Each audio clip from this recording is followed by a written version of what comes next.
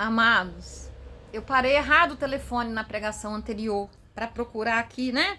Sobre a leve, momentânea tribulação do momento. E quando eu voltei, o vídeo tinha... Vamos ter que fazer a parte 2. Mas vamos lá.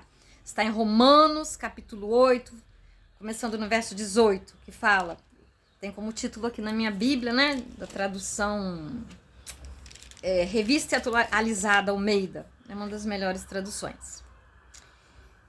Melhores, mais fiéis, né? Fora do grego, que é a mais fiel de todas. O sofrimento do presente e as glórias do porvir.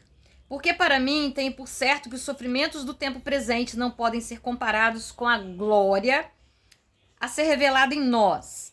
A ardente expectativa da criação aguarda a revelação dos filhos de Deus. Então a glória será muito maior. Olha, tem outra tradução que fala assim, ó. Considero que os sofrimentos atuais não podem ser comparados com a glória que em nós será revelada. Tá no mesmo.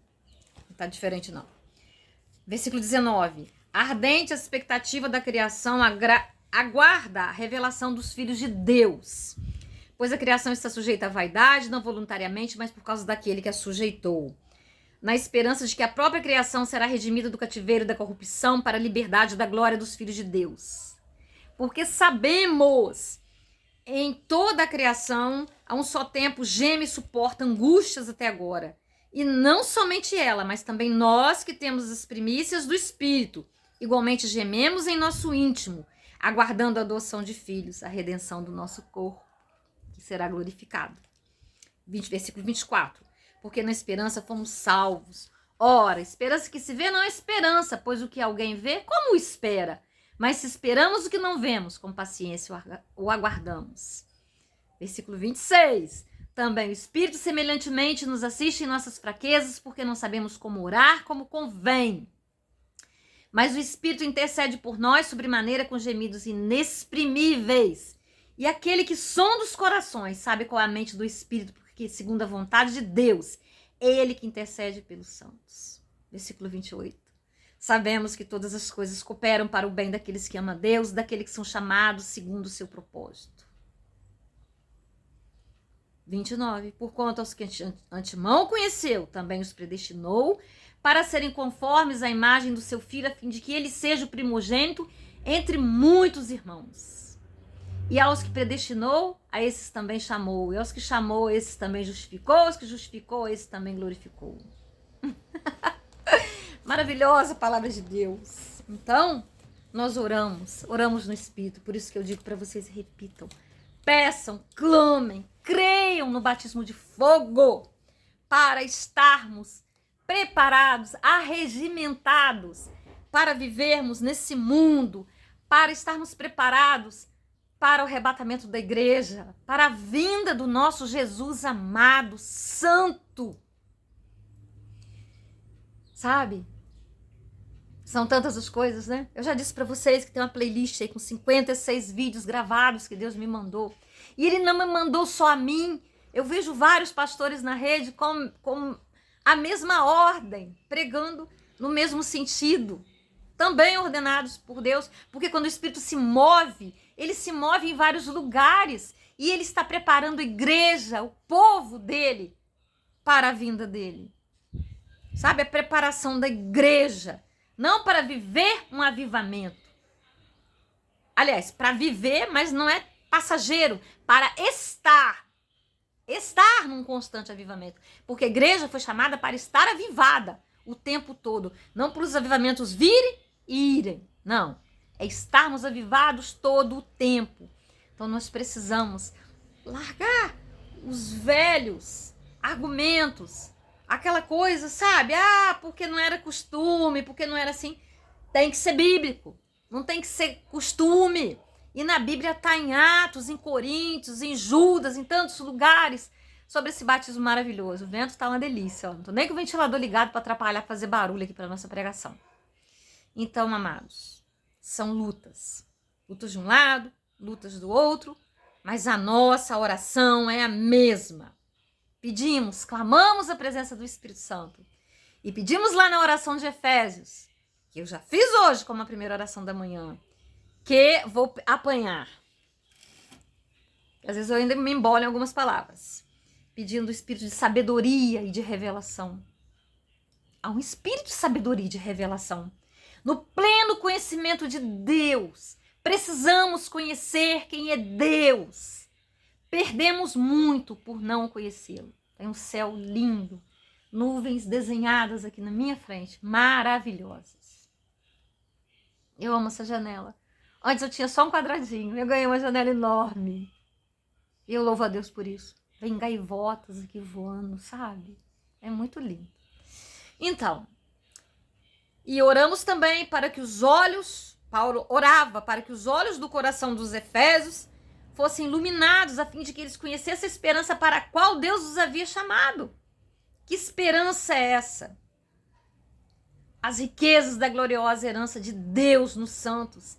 E a incomparável, não tem nada para se comparar, a grandeza do seu poder para conosco os que cremos, conforme a atuação da sua poderosa força. Não é na nossa força, ele deixa bem claro aqui, que é na força de Deus, na sua poderosa força, em nome de Jesus.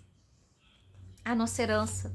A herança que Jesus nos deu indo para aquela cruz, o próprio Deus fazendo-se homem, vindo num corpo mortal que passou por dores, por calor, por afrontas, por cuspe na cara, por buracos, por pregos, por tantas coisas, por vergonha de arrancarem a roupa dele e rasgarem, por se esticar naquela cruz, perder a última gota de sangue, a capacidade de respirar e ainda assim dizer: Pai, perdoa-lhes, porque não sabe o que fazem. E aquele soldado que deu a Jesus o vinagre. Eu ouvi uma pregação, sabe, que eu achei tremendo. O vinagre, né? Mais o vinagre daquela época. Aquele soldado, ele foi tocado. Sabe? Se ele desse água, ele seria morto. E ele dando vinagre, eles pensavam, né? Que ele estava escarnecendo, que ele estava maltratando, mas não. O vinagre daquela época tinha capacidade anestésica de aliviar a dor. E ele quis ali aliviar a dor de Jesus. Olha que maravilha. E ele disse, realmente, esse era um homem de Deus. Então, nós vemos as maravilhas de Deus em toda parte, em todo canto. Graças à internet, né? Nós podemos ver as maravilhas. Vemos tristezas também, mas vimos o cumprimento das promessas, né? A guerra lá do Hamas, Israel, né? É o cumprimento da promessa. Preparação para a vinda de Jesus, quebrantamento dos povos, para que a igreja seja redimida, para que a igreja se levante, para que a igreja esteja avivada, para receber o grande rei, para que ela seja levada, né? Nós seremos levados no arrebatamento. Então, amados, não tem conserto, porque não é uma guerra.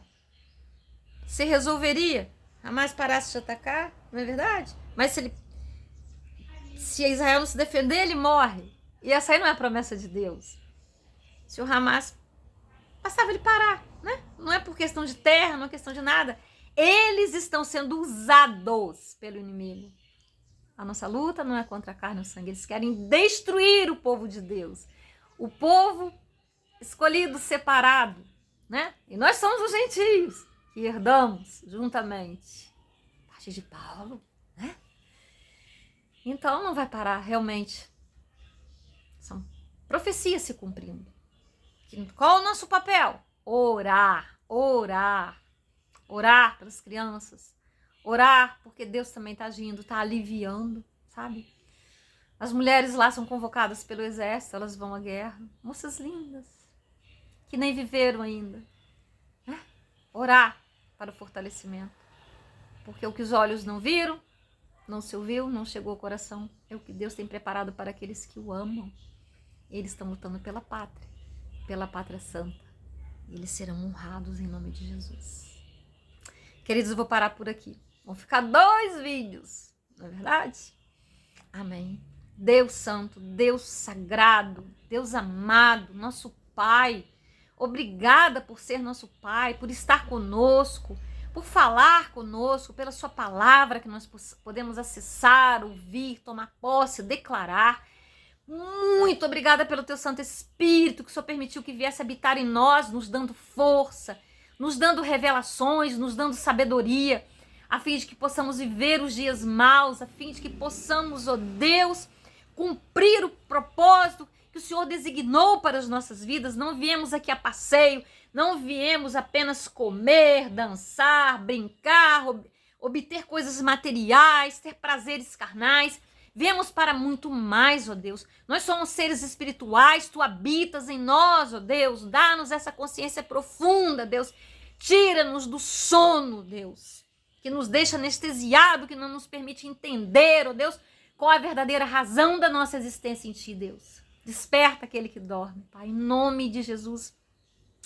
E você que me ouve, nós precisamos, nós que somos de Jesus, que você curta, que você compartilhe e que, se não é inscrito, se inscreva no canal, a fim de que essa mensagem caminhe, vá longe, para alcançar vidas, para que sejam despertadas, porque a palavra de Deus é viva e eficaz. E ela atinge, ela separa ossos, medulas, e ela não volta vazia. Em nome de Jesus. Muito obrigada. Toca lá, curte, compartilha pelo menos com alguns grupos que você tem, com pessoas, sabe? Você estará fazendo a sua parte.